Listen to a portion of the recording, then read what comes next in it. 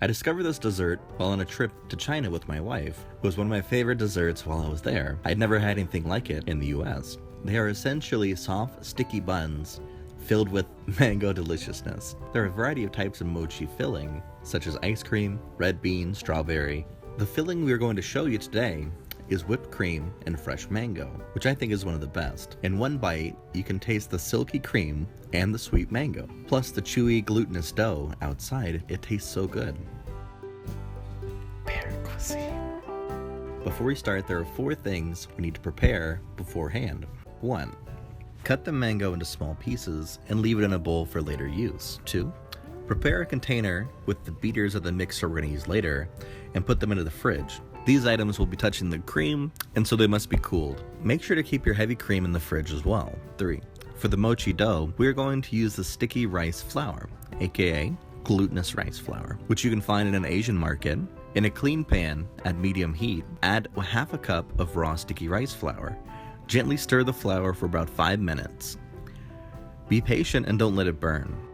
The reason we need to cook the flour is because the dough is made from glutinous rice flour, and it will become very, very sticky when it is heated, and it will stick to everything. 5 minutes later, you can see the raw flour start to turn a light yellow, and we are going to take it out and leave it in a bowl for later use. The final step is to start to boil some water in a large pan to steam the dough. Now we can finally start to make the mochi. In a bowl, we're going to mix 1 cup of glutinous rice flour, a 1/4 cup of cornstarch, 1/2 cup of confectioner's sugar, a 1/3 cup of vegetable oil. We're going to add about a 1/2 cup of water. Mix this well. The perfect status of this mixture looks like this. You can see the trace in the mixture when the beater passes by, but it quickly disappears once the beater moves on. I will show you again. See the trace disappear, right? If the trace is still there when you stop beating, it means you need more water. If there's no trace when you're beating the mixture, it means you need more sticky rice flour. When you achieve the status that is shown in the video, it is time to steam. Before we steam, use a kitchen towel to cover the pan cover.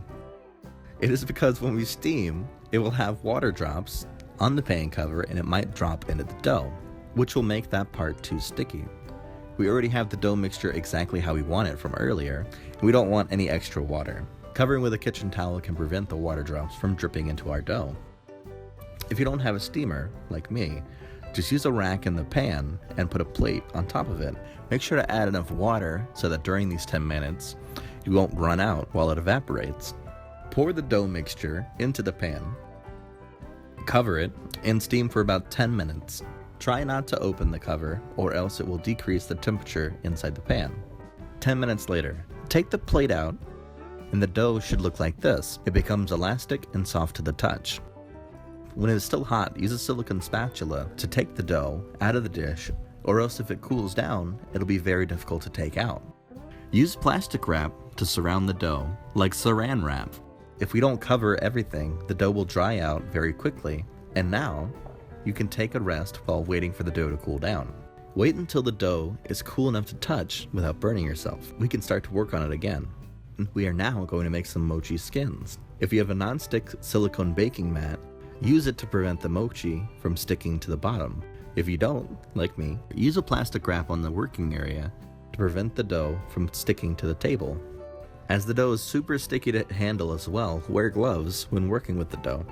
We're going to take a piece of dough weighing about 30 grams, make it as round as possible, and then use your hand to press it flat.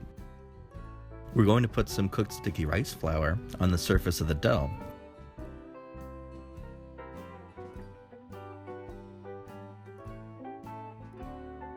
We're going to roll with one hand, use the other hand to hold the skin, and gently stretch it. And turn to another angle, roll and stretch, and repeat until the skin becomes a large circle. We're going to stretch the dough until it becomes slightly transparent, and we can see our gloves on the other side. Now we have finished our first mochi skin. We're going to cover it with plastic wrap,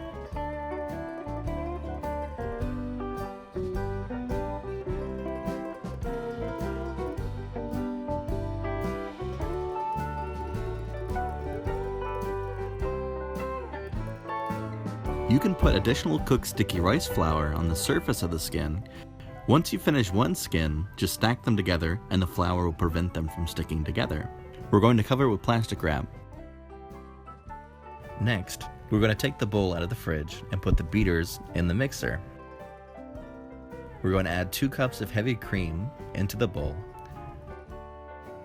And then we're going to add a 1/3 cup of confectioner's sugar into the cream. Use low speed to beat the cream. It might take a little longer compared to using high speed, but it gives us a more silky, creamy texture. We are going to beat the cream until medium peak. Medium peak is when you remove the beater from the cream. It'll hold its shape pretty well, except for that the tip of the peak curls over on itself. Finally, we have everything prepared, and we can start to assemble the mochi. First, we lay down the mochi skin on a bowl. The shape of the bowl will help us form the mochi. Add a tablespoon of whipped cream into the skin, and then add some mango pieces on top. Add about a 1/2 tablespoon of cream on top of the mango. You're essentially making a cream sandwich with mango inside the mochi. To close the mochi, we're going to hold 4 equidistant parts around the circle and stick them together. Then we're going to fold the rest of the edges in.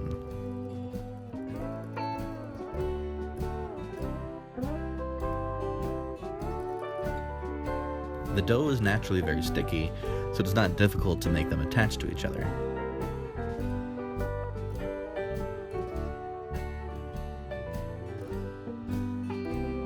Now the bundle is sticky, so to prevent that, we're going to add a pinch of our cooked sticky rice flour on top.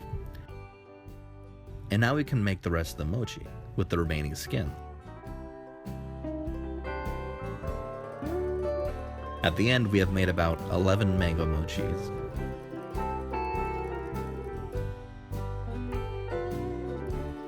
You can use cupcake wrappers to hold the mochi.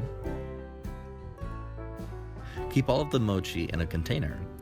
I like to use a deviled egg tray to keep them because it naturally kind of holds round objects. But when you finish making the mochi, it is not recommended to eat it right away. As the cream is still liquidy, keep it in the fridge for 30 minutes and then enjoy.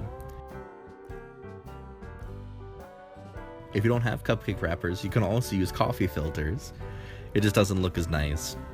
30 minutes later, it's time to eat. Let's take a look. We're going to cut it in half here to see how it looks inside. The cream has enveloped the mango and it tastes so good. I think they're amazing. I had to stop myself from eating all of them so my friends and family could try them as well. Thanks for watching. I know it's a long video, but we appreciate you making it till the end. And we know that making the mochi looks long and difficult, but it's well worth it. It tastes amazing. If you like this video, please like and subscribe, and hit that bell button so you can see future recipes.